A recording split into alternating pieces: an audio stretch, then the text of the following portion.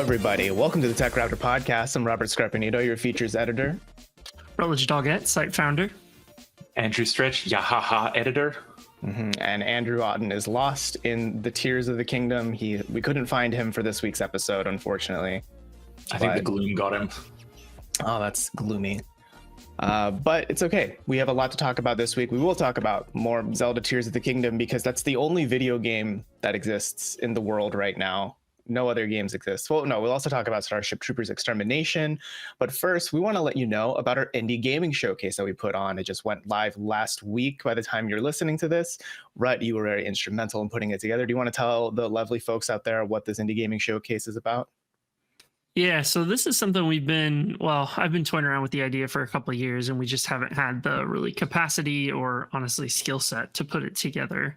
And with Christian on the team, we've put some work in the last couple weeks, months, kind of identifying what our first showcase looks like. And it's very simple. It's 18 minutes of just pure trailers. And they were all handpicked by us. Longer term, they'll continue to be handpicked, but we are looking to developers to reach out with maybe trailers that gamers haven't seen, neat footage that might interest you and really just kind of expand what we're doing with it. So we may add commentary down the line. We may pull indie developers in for interviews.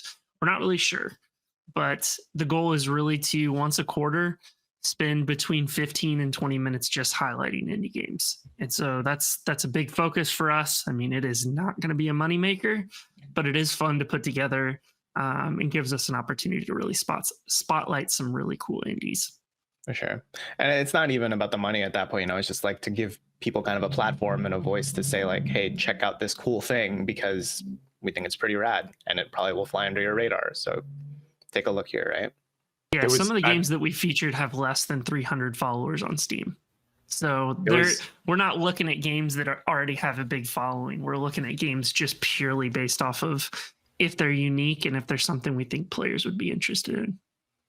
Watching it when it went live was the first time that I had seen all of the games that you guys had been working on to put together. Cavern of Dreams that looked like a for lack of a better term, a Spyro-like. It had like the perfect level of polygons in its cute dragon adventure character. It looked like your rose tinted memories of PlayStation 1 games. It was that. And that's one that I'm super excited to check out when it's live. And it does have a demo that I mean to play, but Zelda currently owns my life. Oh no. I know what you mean though. When I was watching that part of the trailer, I was watching it on my my QLED Samsung monitor, my it's a nice monitor. And when that trailer came on, I was like, hold on, did it turn into a CRT right now? Like why do I see the lines on this monitor? It just kind of flashed in for me. So I think we have an interview up actually on our site with the developer of that game. If you want to check that out as well, if this Spyro-like interests you, you can go to techraptor.net and read our review there. And while we're talking about big presentations, let's talk about a big one that will be coming in 2 days from the time of this publish. Oh boy.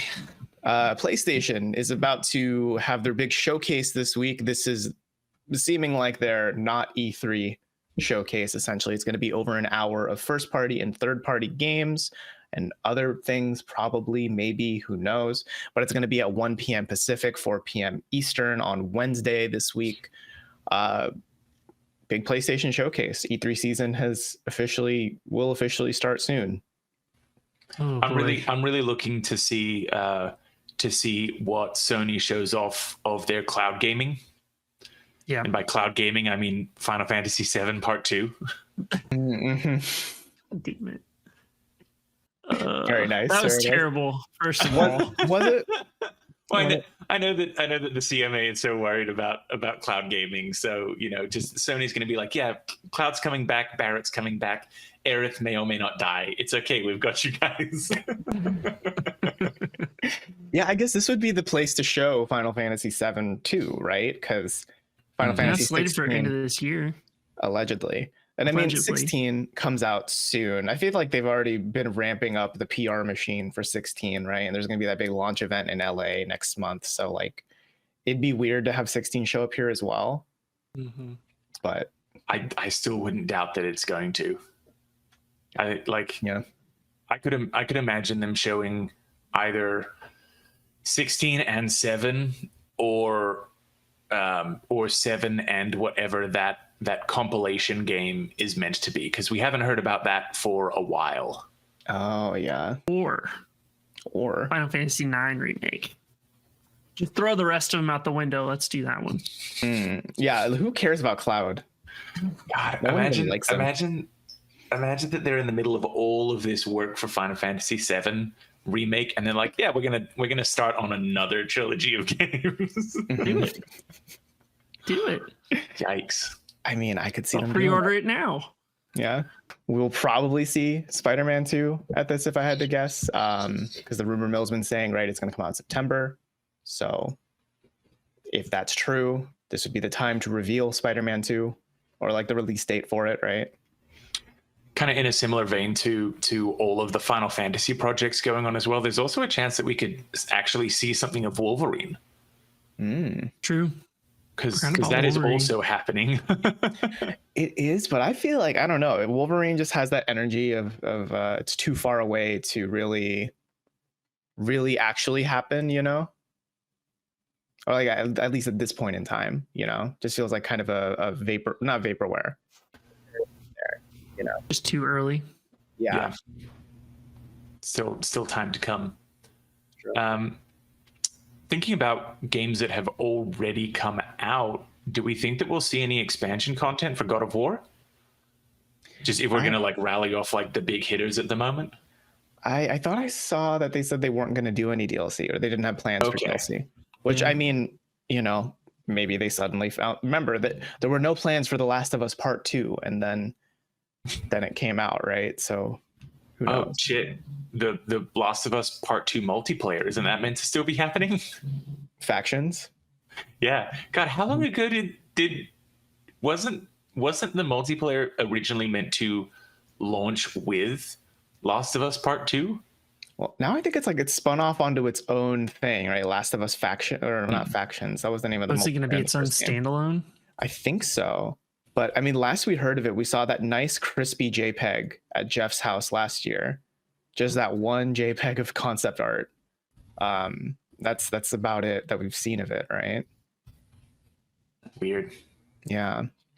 So maybe we'll see it here too. I mean, Naughty Dog has been pretty quiet since when was it that Part 2 came out? 2020, right? In terms of like a big new 2020. project. Mm-hmm.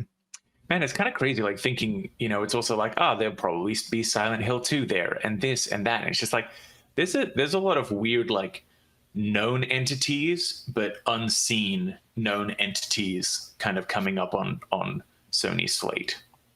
Yeah. Yeah, that's true. I mean, because they say it's like third party as well, right? So it could really be like kind of anything could be here. Yeah. I mean, hasn't the rumor mill also been spinning up like a Metal Gear Solid remake or Metal Gear 3 remake like for years now? And it's like, maybe this is the place. Who knows? It's just you're gonna get a re-release of every single video game you owned and loved on the PS2 and PS3. I mean, in that I'm vein, on I board think with that. we could see the Persona 3 remake be announced here, like officially confirmed here. I saw more recent rumors for that's going to be at the Xbox showcase in June. Oh, really? So, which is also, you know, definitely all of the Persona games. Well, not all of the Persona games, but the current cultural phenomenon of Persona. Yes, I know that there were Persona games before Persona 3. Get out of the comments. Yeah, he's talking about the good Persona games. Now come back into the comments, please. That kind of in recent years, Xbox has really been making that push for the JRPG makers. Got Dragon Quest on Game Pass, got the Persona games on Game Pass. So yeah, the current rumor, and we got that one potential screenshot. I don't know if that was ever debunked or not, but yeah, I actually Persona 3, whatever this perfect edition is going to be, because I assume that it will include the post-game story with Aegis, as well as the male and female protagonists, so that there's finally like a definitive way to play this game. That would be really nice, because that's one reason I didn't jump into the portable version that they re-released recently. It's like, I mean, that's great, but then you're missing some of the FES content, and it's like, I don't know. And with all the rumors of the remake, it's like that would be nice to have, right? Yeah. What if it doesn't have the FES content? It doesn't have a female protagonist, but it has something new. I mean, I'd try that. I'd try it out. Sure. I mean, I've beaten FES already before, so like I know what that content is, at least. It'd be nice to see something different. Do you guys have any other predictions for the PlayStation Showcase? I would love to see Ape Escape or something similarly. Like, I want to see something first party but smaller scale that isn't Little Big Planet. Like, I would love to see another like Astro Adventure and have him like spend more time going through the history of PlayStation, or a smaller game like Ape Escape. Just I love my PlayStation, love playing blockbusters on it. But I know that just Sony has so much going on in their history of IP, or even a new project, just to be like, here's a fun little bubbly game. I do not need a 20-hour relationship slog where death is around every corner all the time. Same. I mean, there is the PSVR 2, right? I was thinking maybe this is a space for them to, if they're really still committing to it, they'll push more software for it. And that could be a place for a new Astro game, right? Astrobot, because those were originally PSVR games, if I remember right. Just port the original, charge you $70. Exactly. Why not? And then say there's better graphics and you're good. But no, I mean, we could see other like PSVR 2 killer apps as well, because I think there was a showcase they did in like February or something where they showed off like 5 VR games, right? I think right before launch, or a couple weeks before. Yeah, like games that were like, oh, these are brand new, like, or I guess I got like Green Hell VR, I think was one of them, maybe. And there was one that was like in space. It was like a shooter. But yeah, we could see more of that if they're still committed. Do you guys think, there's been plenty of smoke around it, do you guys think that this will be where they show off a PlayStation 5 Pro? No. I think it's too soon. I mean, how many years are we into this generation? We're 3 years into it, but it's about 3. It was only recently where people could just walk to a store to buy a PlayStation 5. I feel like for the most part, it's been very much like a hot commodity. It's flying off the shelves. PS4 released in November 2013. PS4 Pro came out in November 2016. So there was 3 years there. It definitely is a bit anomalous that like supply and demand, we're only just getting to the point where like people have met that supply. But with people, the people who have had their console for 3 years and are maybe looking for something more, I don't know. It's definitely a strange situation. I mean, and not to bring the real world into it, but I think maybe we should consider the COVID of it all too, right? Like, sure, it's been 3 years, but it's been 3 COVID years, and they either feel longer or shorter depending on the context. But point being, I think there's also that usually slows down production. Like, that's why we're seeing so many games now, because COVID most likely slowed down development, right? And I wouldn't be surprised if COVID also slowed down if they're working on a PS5 Pro, like them working on that, I mean, it changed supply lines in a lot of ways too. So there's a lot of non-gaming manufacturers that are still playing catch up. So I wouldn't be surprised if they can't even start on a PS5 Pro until they've probably completed a lot of their like existing contracts. And that's probably the biggest challenge they'll have in launching a new console. I mean, same thing with Nintendo and Xbox. Everybody's going to be in the same place. Yeah. We know Sony is also committed to live service games. Do we think? Well, how many do we think we will see? Anthem 2, baby. Let's go. Yeah, that's what the new Mass Effect actually is. It's just Anthem 2. I mean, I don't know if there's been enough time for them to develop one. An Anthem 2? Well, live service. I mean, they really only started leaning into it, a year ago was when they started snatching up and talking about like, the future for us is live service. So maybe they'll have something. I don't know if it'll be anything particularly blockbuster. Yeah. I mean, I wouldn't be surprised if we saw something about Destiny there, like maybe like, update 4 point whatever, or, like a new story mission or something. I keep forgetting that they're under Sony now. Wild. They sacrificed Crash Bandicoot for Halo. Well, formerly known as Halo. Bungie is owned by Sony. Crash Bandicoot is now an Xbox. Well, could potentially be an Xbox mascot. Right. Cats or dogs. The world is upside down. There's been talks of, I think, that Sony London studio. They're working on that, like some sort of live service, like shooter type of thing, if I remember right. So that we haven't heard about in a while. Yeah, but that maybe. Oh, you think we'll see Killzone? I doubt it, but it would be cool to see something new in that franchise. Like it's been, I don't even know how many years at this point since we've had a Killzone title. I mean, maybe the last one was on Vita or PSP, one of the two. I mean, if I had to bet, I doubt Guerrilla is in any rush to put down the Horizon franchise to work on a. That's fair. Work on a Killzone. That's fair. Like I bet realistically they're probably working on Horizon 3.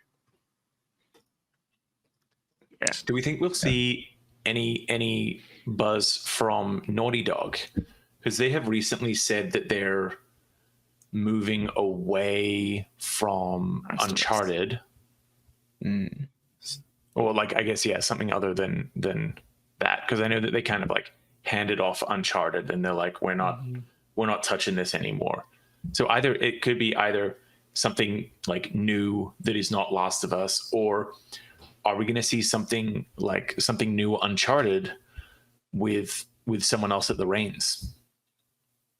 I think if we do see Uncharted, it will not be Naughty Dog developing it. I could see them maybe like tapping on Naughty Dog for, like guidance or, that kind of thing, but they wouldn't be the primary developers for sure.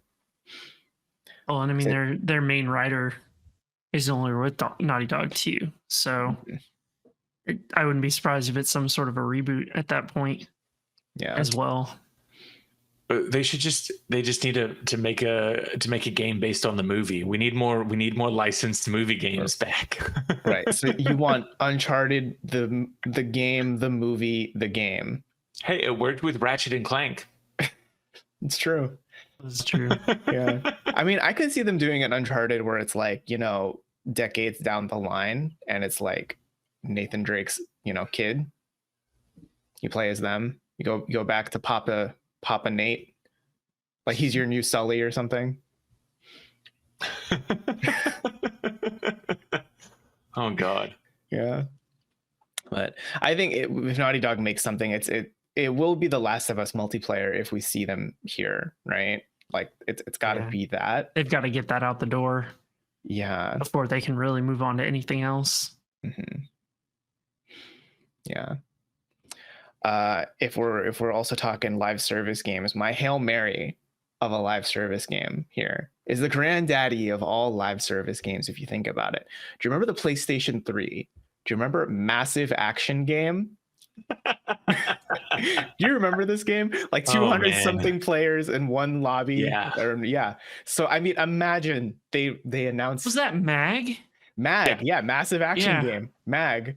Now what have they announced? Mag Reloaded. Mag 2 Reloaded. at the point that they're I wanting think you're to gonna make, fill out a 256 player lobby. yeah, at that point, just download PlanetSide 2. That's still on the PlayStation, right? Hell yeah. Yeah, I think it is. Yeah. It's still got a super active community. They're still developing for it, still dropping, like they dropped naval warfare like a couple months ago. So now they've got Jesus. like water maps and stuff. You can literally just like as a trooper run along the bottom of the ocean, which is extremely amusing. Nice. So Yeah. But hey, I don't know. I mean, we could see something like a Mag. They have been worried about if Microsoft acquires Activision, they won't have access to Call of Duty anymore. They need a shooter. Maybe it's Mag Mag Reloaded. could be their savior. Yeah. Jesus. Make it a part of PS Plus Plus Plus. Plucked from obscurity and held on a platform. To be fair, there's like once a year that I'm like, huh, you remember Mag? And then it disappears from my mind. Right.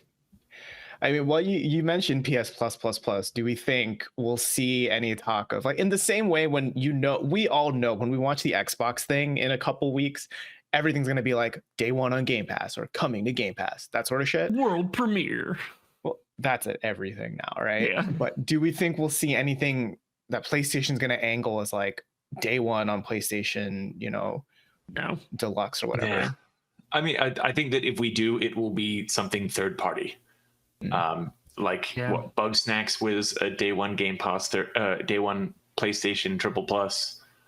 Was it? That was like a launch title, right? For the PS5. Yeah. Yeah. I mean, there was like Chia recently, right? That was a PS Plus, and Stray as well. It's always the weird cutesy indie games. So I could imagine if they did like a Little Big Planet live service game, I could imagine that would be something that they would throw onto PlayStation Plus like day one. Yeah, I could see them if the Last of Us multiplayer thing is announced there or like shown there, and get these skins if you're subscribed to PS Plus or like this loot box or something like the Mandalorian skin for Joel. He sounds the same. And he is taking care of a child, so they're just the same franchise, really. Ellie and Grogu are step siblings. Yes. Any other predictions, y'all? Any Hail Marys you want to throw out there to put on your bingo card? Bloodborne PC. Yeah, not Bloodborne happen, sequel. But I need to announce it before everyone's big cope. Well, are people even going to be like really wanting a Bloodborne PC port at this point? Haven't the last couple of PlayStation PC ports been pretty jank? Yeah. Like I would rather have Bloodborne, remaster or something on PS5 than that. Yeah. Plus we have Liza P coming, so that'll. Yeah. Oh, do you think we'll your see PC that? Bloodborne? I mean, do you think we'll see that? Like maybe not even at PlayStation, but just like in general, in the next month. It's been kind of quiet since last year. Yeah. One of my game trackers, I was looking at that the other day and I thought I saw a date change, but I don't remember. Yeah. Apparently in February there was an official release month trailer. That was it. It'll be out sometime in August. Yeah. God. Yeah, I think Xbox has their marketing, don't they, or is it PlayStation that does? I don't remember. It looks like a lot of the trailers that are popping up on Google at least are PlayStation. So yeah, we could probably see that. Possibly. I bet we'll see that. Yeah. I bet that they could just announce Bloodborne PS5 and the only difference is 60 frames per second and the crowd would go nuts. Easy to please. Yeah. Yeah. Well, let's talk about the Blizzard of the room here. Let's talk about Overwatch 2. when Overwatch 2 first was announced, they made a big deal about the PvE aspects, that there would be like those hero missions where you could play it kind of like almost like Left 4 Dead but instead of zombies, it's like, Overwatch type stuff. And there'd be skill trees, and you could like amp up everyone's powers with these cool modifiers. There'd be hero missions, which, would like, test the limits of your abilities with that hero. And never mind. Actually, we're not just kidding. getting that. Yeah, just kidding. An absolute fumble of a franchise. Yeah. Because yeah, that was the whole point of Overwatch 2 when they first revealed we're working on an Overwatch 2 in 2019, I think. And then they were like, okay, we need to release it now though. So they released it late last year, I want to say, in like October or something, right? Yeah. But without any of that PvE stuff. It was just, it's Overwatch 1, but there's a 2 at the end of it now, and a different like monetization system. And then, I mean, even at that time, they were like, yeah, we're going to keep running Overwatch 1 as well as Overwatch 2. And then they shut down Overwatch 1. Mm-hmm. And it's just like, what are you doing with this franchise? You keep fumbling forward and losing any. And they've good struggled faith. with the Overwatch League. Oh Not getting Overwatch any League. traction there. So Mhm. I'm sure that probably contributes to it, that they were like, oh, we'll be big into esports, and then and it's honestly because they fumbled with the game that Overwatch League has also Right. not had a lot of consistency, similar to Heroes of the Storm. Like they've kind of developed a history post World of Warcraft of launching and then fumbling. Mm-hmm. And I think with Overwatch 2, the game director Aaron Keller came out, I think on Friday, to posted like this blog post about the Overwatch 2 decision. And he clarified that like we're not removing PvE completely. There will still be PvE. And it's like, I guess so, but it's the same kind of PvE that was in Overwatch 1. And the whole reason everyone was excited for this promise of hero missions and whatever is because this was like new stuff. This was exciting, a new way to play Overwatch. And now he's like, no, don't, guys, we're still doing the same PvE we've been doing since Overwatch 1. And it's like, okay, cool. Then why don't we just still have Overwatch 1? Like, what is the point of 2 besides making us pay for battle passes so you can make more money, right? That was the point. Exactly. And I just outside of the game as well, I'm just baffled that we are not seeing movement for an Overwatch movie, an Overwatch TV show. They've got like the small comics that they do. This is a game that they built as like a game world that they built out as an MMO. It's got lore and growth and direction, but they're just not feeding any fans the story. And now there's they have said, and kind of the big pull away that I took from that statement that he released was how they kind of knew that they weren't going to be able to do PvE last year. Yeah. And that seems like a wild thing. Like, great transparency. Honestly, like it's good to be transparent, but you kind of should have been transparent then. Right. Because a year ago was before Overwatch 2 was playable to people. Yeah, to say, yeah, I mean, we've been struggling for the past 7 months to figure out how we can do this, and we're just not going to be able to do it. And it's like, well, that's a lot of time to just be sitting on. This isn't something possible. To regress it back to what is at its core. Like, imagine if Destiny 2 came out and like same maps, same places, exact same things, no additional features, no like big upgrades or anything, and they're just like, yes, it's the same game, play it. Yeah, and I mean the other thing too is that they've, for the past couple years, the reason Overwatch 1 hasn't had many updates, and then into Overwatch 2, where people could kind of feel like, oh, like the updates here are kind of minimal, is that the excuse, well, not the excuse, but the justification always was most of our team is busy working on PvE, the PvE version of Overwatch 2. But if that hasn't been the case, then what the fuck has that team been doing for the past couple months, right? I mean, I'm sure that they've been working on it. I'm sure that they have built out like 15, 20 different approaches to doing PvE, but it is concerning that none of them felt polished enough that they've just gone back to what people already tolerated, I would say. Yeah. I mean, because like honestly, I've been playing Overwatch 2 on and off since it launched because it's like, oh, this is kind of nice to like play it again because I played a lot of the first one and really enjoyed it. But all of the PvE modes they've released for it since launch have all been like fun once. Like you play one game of it and you're like, I am good. I am never playing that again. So that honestly had me a little worried about what the future of PvE would look like. You know, like if even with all the cool skill trees and stuff, if it feels like the same quality as the stuff they've been pushing out, I don't know if it would have been good anyway. But now that they're like, oh, we agree, we canceled it a year ago. It's like, well, what the fuck have we all been playing Overwatch for then? You know?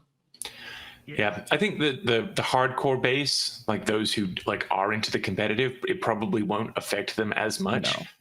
But for the casual fan, and like you want the casual fan to be interested in it, to watch the events, to put more into the battle passes and stuff. For the casual fans, like, you know, it is saying kind of, it's telling people there isn't going to be more. This is it. This is what Overwatch 2 is. This is its effectively final form. Right. At least like mechanics wise, you know, more characters will be added, new maps will be added, but like in terms of the core gameplay experience, you have it. Yeah. It doesn't have the same staying power as something like Counter-Strike, No. because Counter-Strike is such a high skill ceiling, and that's what makes it so good to watch. Is those matches with pros are just insane. Mm-hmm. Whereas Overwatch is a lot more like there's a skill level there, but I've never seen it as anything more than if your team is not working well together, you will lose. Yeah. Like it's not, you're going to have one person who carries the team with killer shots at the end of the day because there's enough hero abilities to kind of mitigate some of that. And I think that's why they've struggled to pick up a more hardcore following compared to something like Counter-Strike or something like Call of Duty that is, it's more about the gunplay than anything else. Yeah. And that's the one thing that's kept me away from kind of watching Overwatch is it's just, to me, it's not exciting to watch either. Yeah. I mean, it's all about the powers in Overwatch, right? I think the cool skill shot isn't like, oh, that headshot from 300 yards, but it's like, oh, that person pressed Q at the right time and was facing the right direction. Yeah. When they pressed it, right? Yeah. like not to downplay it, like there's still some like there's good like mind games and like battle sense and like situational awareness that goes into it. That's really great, right? Yeah. But I mean, it's only interesting for so long after so many matches, you know? Yeah. Because I just look at games like Counter-Strike and Call of Duty and Rainbow Six Siege, and the thing that makes them so exciting is kind of the level of competitiveness and honestly just insane reaction times from some of those players. And those are the ones like seeing ESL drop a clip of some dude just wiping out a team on his own in Counter-Strike. I never get tired of watching those, but I never see an Overwatch clip and I'm like, man, this looks exciting. But it's just not there for me. And maybe others feel the same. I'm sure I'll get flamed by somebody for saying much of this, but I mean, at the end of the day, like for me and for a lot of, I think, gamers, it's watching those crazy moments that drives people to like really pay attention to the game outside of playing it.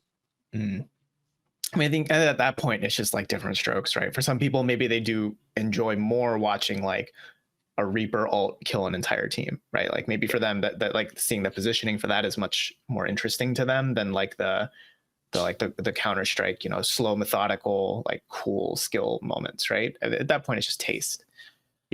Yeah.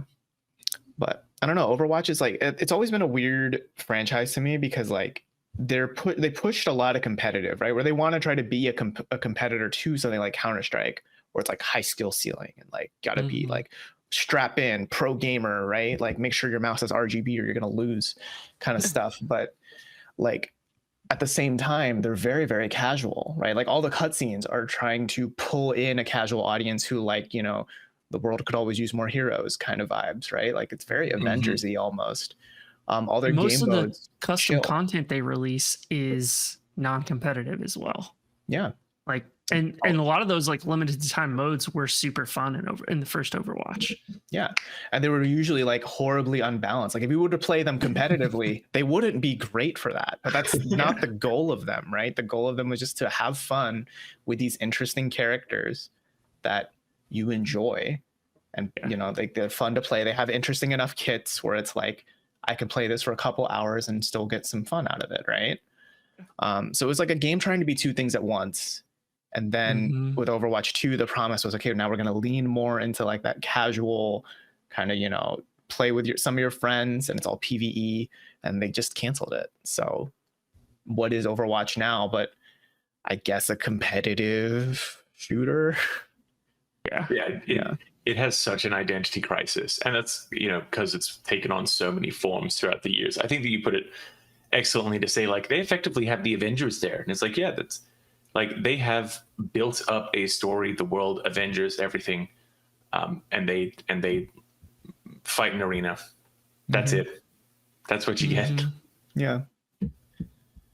It is sad to see, and it does make me, like, honestly a little bit worried about Diablo 4 in the long term. I mean, I know they're completely different teams, but it's still like you're seeing a lot of these same decisions being made across multiple Blizzard properties, right? Like Heroes of the Storm, like Rhett mentioned earlier, like where is that now, right? Overwatch 2 could be the next Heroes of the Storm in like a year or two. StarCraft, I don't know what the fuck that is, right? World of Warcraft, I guess is going fine, but it definitely is not as great as it was in its heyday, right? I mean, and they fumbled the Warcraft 3 Reforged edition as well. So, I mean, like they relaunched Warcraft 3. No one's talking about it at all. It's just not part of the conversation. Diablo Immortal, don't you guys have phones? Very not great from a public relations perspective, right? I know I've seen that Immortal is making them a lot of money on the phone, which I mean makes sense. Phone gaming is like the next big money maker. But if that's all they can really rely on now as like their big thing, and then Diablo 4, I don't know. I can't say I'm like super optimistic about Blizzard right now. Yeah, I'm holding out that Diablo will be good. I think I enjoyed my time in the beta. It sounds like they're not doing much of what Immortal had, thankfully. Yeah. Like you can pay for the battle pass, but if you do, it's purely cosmetic stuff. All of the like in-game things are in the free, quote unquote, free battle pass. Which is the way to do it these days. I think most gamers have no issue paying for a $10 battle pass if they get a bunch of stuff, and it's not like I'm trying to remember what game it was. I think it was Apex Legends. First one was like, did you have to pay like or play like 8 to 10 hours a day just to complete that thing by the skin of your teeth? So the games that kind of get the balance with the battle pass and make it something that you can continue playing without having to just like slog through it, those are the games that will continue to bring in money through battle passes. And I hope that Blizzard does it right, because from what I've played of Diablo, I think it's what I want. But I'm also like nervous at what in-game looks like and how they kind of support it longer term. Yeah. But like, to be clear, like I played the Diablo 4 server slam, and I really enjoyed my time with it. Like I hated how much I enjoyed it, because I knew like fuck me, that's gonna be like a week of my life gone. And Diablo just has that power, right? But so I mean, it's in the same way that I still enjoy playing Overwatch. I think Overwatch is a fun game to me that I like. It's the gameplay I'm not worried about. It's all the decisions around it, right, as a service and as like what executives will say or, you know, mandate for the game. That's the kind of stuff where I worry about both Overwatch and now Diablo 4 in the long term. Yeah. Well, I think this is a good time for us to jump over and talk about some games. Yeah. Rutledge, you've been playing Starship Troopers Extermination. What's that like? So Starship Troopers Extermination is, Starship Troopers. You're just shooting a shit ton of bugs. You're just shitting. Shitting out bugs. Shitting everywhere. It's a new game by Justin Roiland. You're a monkey and you fling your shit at bugs. Yeah, but I've been playing this the last couple days. Like, I was a little worried because I guess I've had a bad taste in my mouth from some of these multiplayer games, like all that the shit. Aliens ones and some of that. But I saw that it was very positive on Steam within the first couple days, like 4,000 people saying it was good. And so we hopped in and checked it out yesterday. But it's basically 16 player lobbies. And there's kind of a class system, loadout system going on, but the goal is to essentially defend an arc reactor until it like scans whatever, and then you have to extract. But the core aspects of it are A, killing bugs, B, killing bugs, C, collecting resources, and D, building a base around the reactor. And it's like Fortnite. Kinda, yeah. Although like there's like 3 different game modes. One of them is just like get to the arc reactor, build a base around it, defend it, and you basically have like a boatload of resources. And then the one I've been playing today is you land, you have to go like build your mobile base, and then 300 meters off in the distance is resources you have to collect. And you start with 0, so you have to collect as many as possible before the bug swarms start showing up to start building up a base. And you're kind of limited in the number of automatic guns you can put. So there's like true strategy to how you build your base. You want to build it as small as possible, but with enough defenses that you don't get overwhelmed. Unlike my last team, who's like, let's build the biggest fucking base possible. And then they all broke through the walls and we were screwed. Wait, so when you say team, you said it was a 16-person lobby. So is this like a 16-person team, all of you working together? Yeah. So 5? Would you say that this is some kind of massive action game? I mean, it's 16 people across, I think, 4 teams, or like units, I guess. And there is team chat, there's proximity chat, and you've got to collaborate for the most part. And in a lot of cases, I've had teammates that were moving well together. Like some of us are carrying the ore, and the other ones are just screaming on the comms, like, "I got your back, keep moving." And dude, the community is goofy as hell. It's the Starship Troopers community. Yes. It is Starship Troopers, like on the comms the whole time. Like, everyone is doing their best performance of like an E3 on stage presentation, like elite gamer talk. Yeah. Would you say everyone is doing their part? Yes. Good. I've heard that one a couple times. And there was one.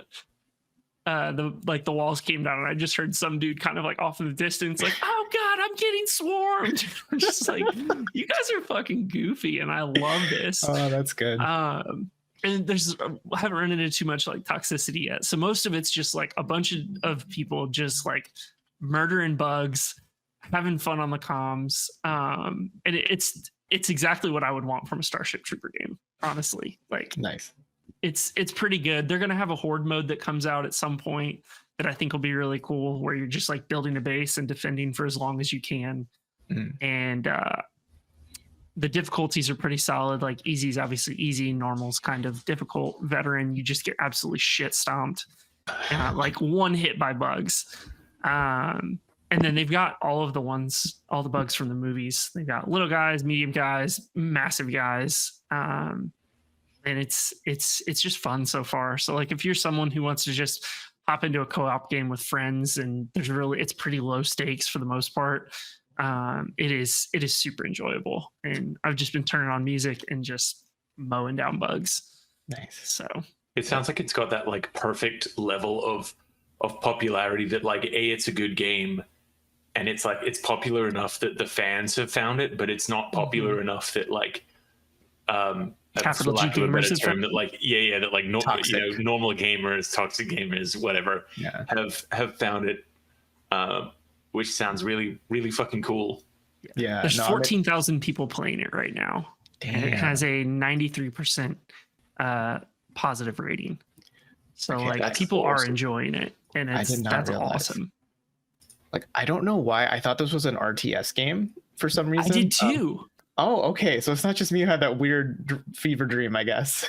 Yeah, no, I thought that too, and then it was just kind of like in the back of my head, and then I saw somebody talking about it on Twitter, and I was like, let me check this out.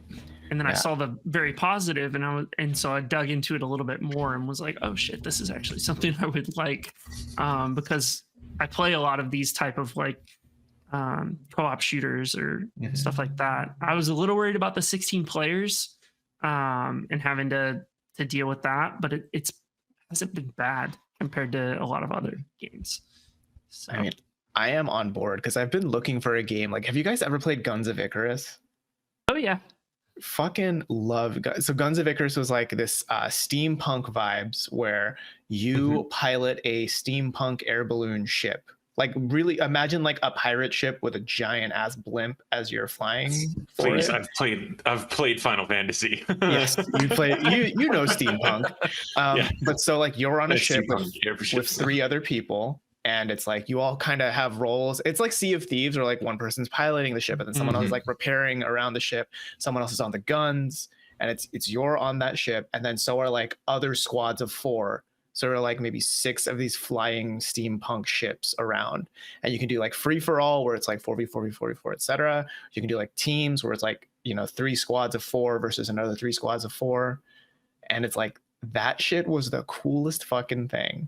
And I don't think the community is really that active now. I don't think the game is really around. It died off pretty hard. Yeah, but that idea of like 4 squads working with another 4 squads, and I don't know, that sounds kind of cool.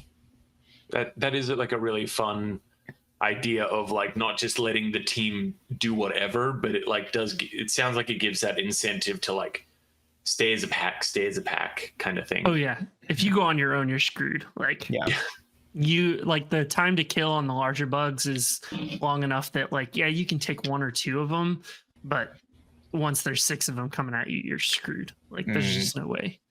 Right, then you'll get swarmed. Yeah, so literally. Yeah. But yeah, it's solid. Gunplay's pretty good, and if you're looking for something to just turn on music and mindlessly kill stuff, it's a solid value for $30. Oh yeah, that's Starship Troopers Extermination, only on Steam, on PC right now, I think, right? I think so. I think it might be coming to other platforms later. Nice. Stretch, you haven't stopped playing Zelda since last week, right? Like you haven't slept or eaten or anything.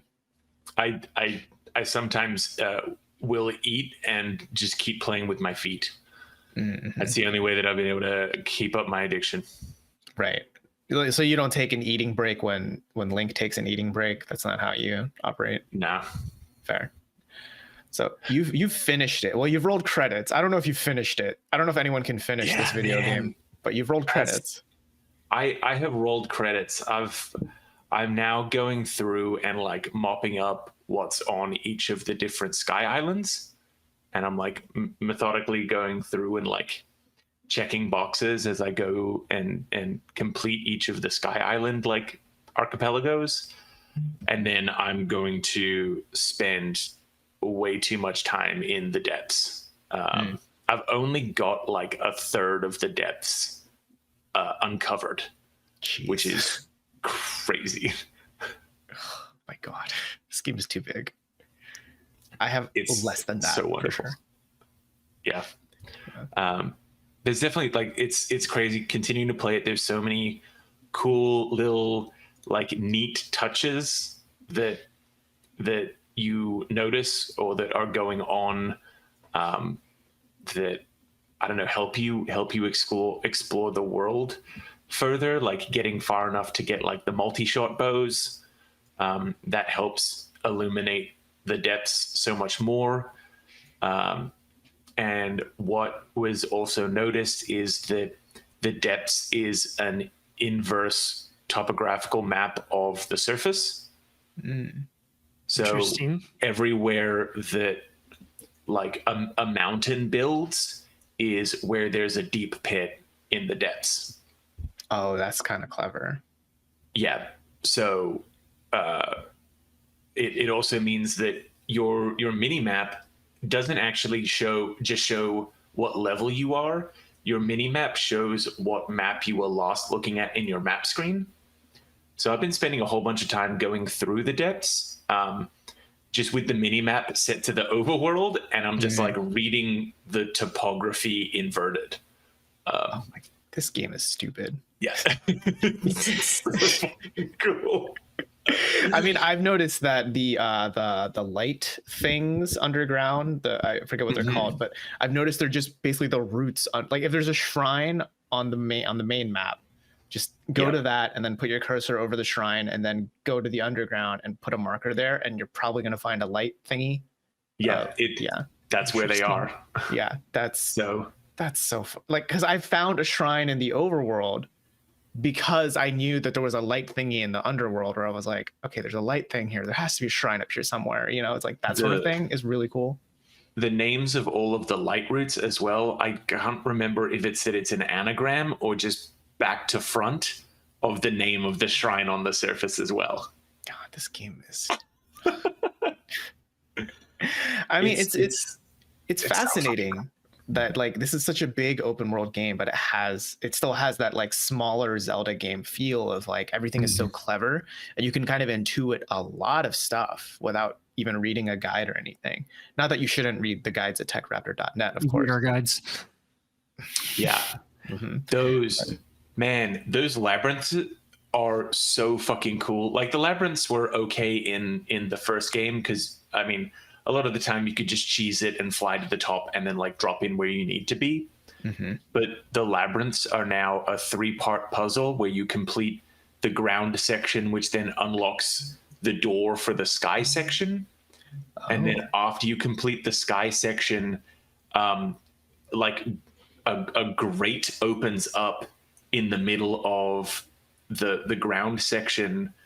So you get to do a skydive straight down through the top labyrinth, through the ground labyrinth, into the depths section of it, where there's a boss fight. Oh, that's stupid. That is too much.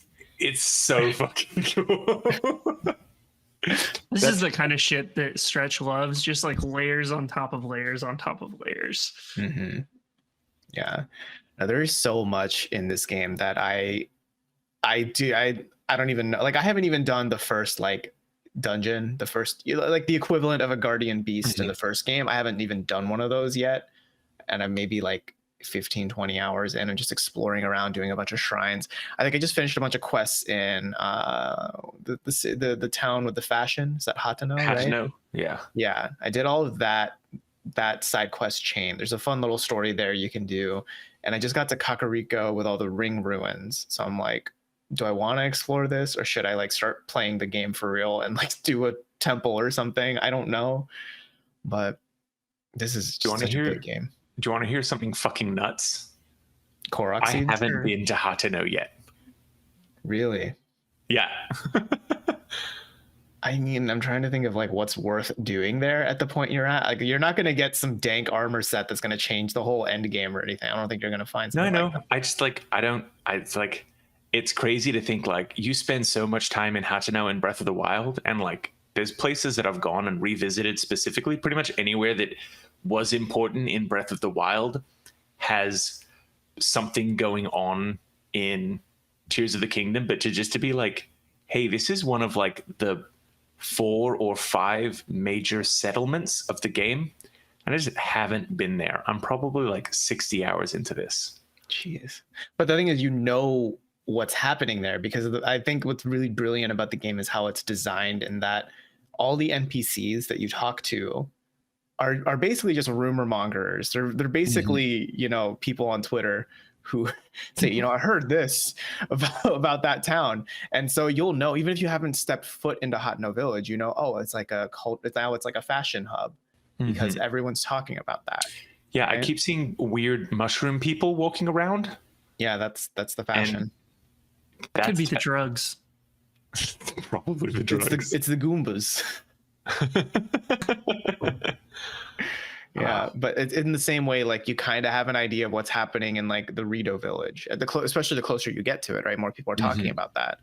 Or like Kakariko. I knew about the ring ruins before I even stepped foot in there because everyone's talking about that, right? Like all the scholars are going there to study the ring ruins. They did such a good job of kind of addressing the concerns that people had with Breath of the Wild. Like everyone fucking loved Breath of the Wild. Well, most people fucking loved Breath of the Wild, but you know, it was very easy to say like, wow, the world felt kind of empty, kind of dead, which like it also kind of made sense because it was a post-apocalyptic setting.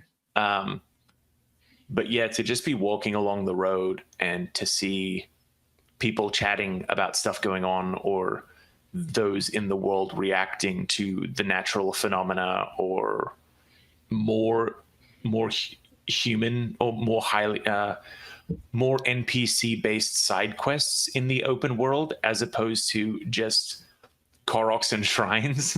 I mean, I think Breath of the Wild had a decent number of it, but I do agree that Tears of the Kingdom is more densely populated with other beings that will speak words to you, which is kind of nice to see. Yeah. I don't know. This is a game. I think I'm going to be playing this for like weeks, at least. You know, it's going to be the only game on my Switch for a while. It's the only game that needs to be on your Switch. And if you're really lucky, by the time you like get everything you want out of it, the DLC will be right around the corner. Yeah. What? There's like a fifth temple hidden somewhere, maybe. That would be so cool. I mean, I bet there are probably people out there who've like discovered all of the map and like scoured every detail, and they're like, okay, these are like the top 5 places where the DLC might happen, kind of stuff. You know, like just based on what's there. Yeah, I mean, the DLC in Breath of the Wild didn't. I mean, it physically added like the flying saucer thing, but it didn't really add much to the map itself, did it? Well, it added a few shrines, right? I remember that. And then like they do that thing where the Great Plains, the first like tutorial area, you have to revisit it, but then like do that thing where you only have 1 heart and like everything's a 1-hit kill, including you. So there, I think they like kind of instance it a little differently for that. Even that kind of that idea of, hey, you're like really into the late game, but we're going to drop you down to 1 HP. Like I can imagine that that's where they got the idea of gloom from as well. I don't know. Have you spent any time in the depth? Yeah, I've spent a bit of time down there. So I've gotten gloomed a bit. Yeah, just to be like, you can be the most powerful motherfucker, 20 hearts. But if you spend a lot of time in the gloom and you aren't prepared, congratulations, you're now at 6 HP. And 6 HP is your max. I hope you cooked up some Sunderlions. Oh, we put some sun in this meal to keep you back up. Makes me feel good. Yeah, get some vitamin D. But that's like why you build the vehicles, right? So that you can roam over the depths, like just drive over the gloom if you need to get through like a big sea of it, right? I ran into, and I've only run into them once. There were stall horses down there as well.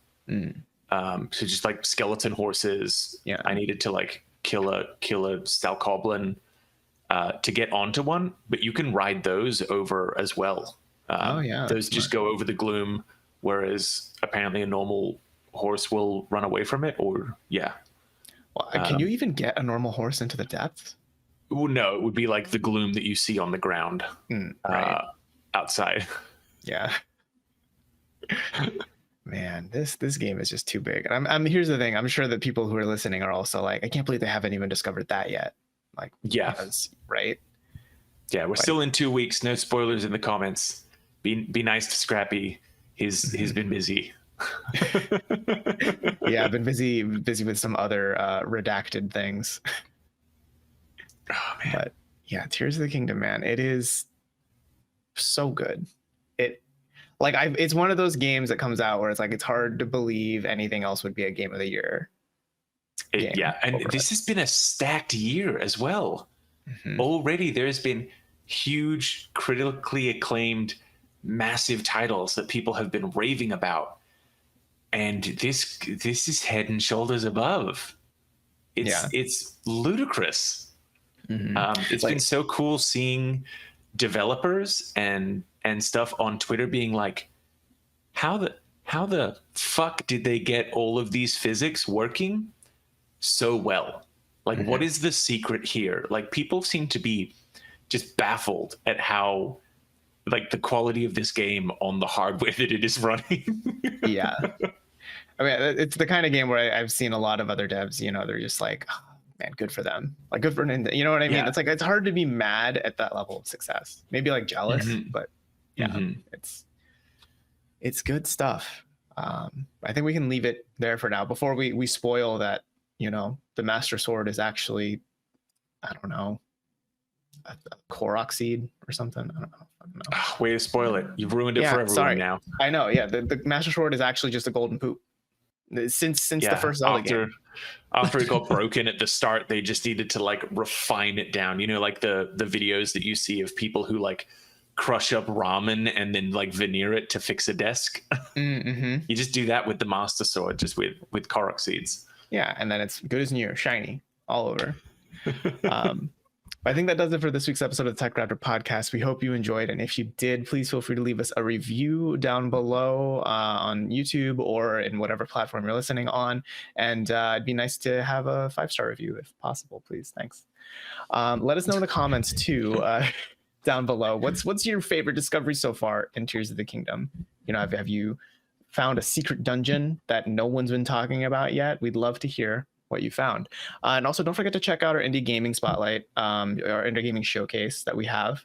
We'll put the link down below in the description, but you can also check out our site. It will be on there as well, where you can also find more news, reviews, etc. throughout the week. And if you want more of this show, we will be back next week, and we will see you then.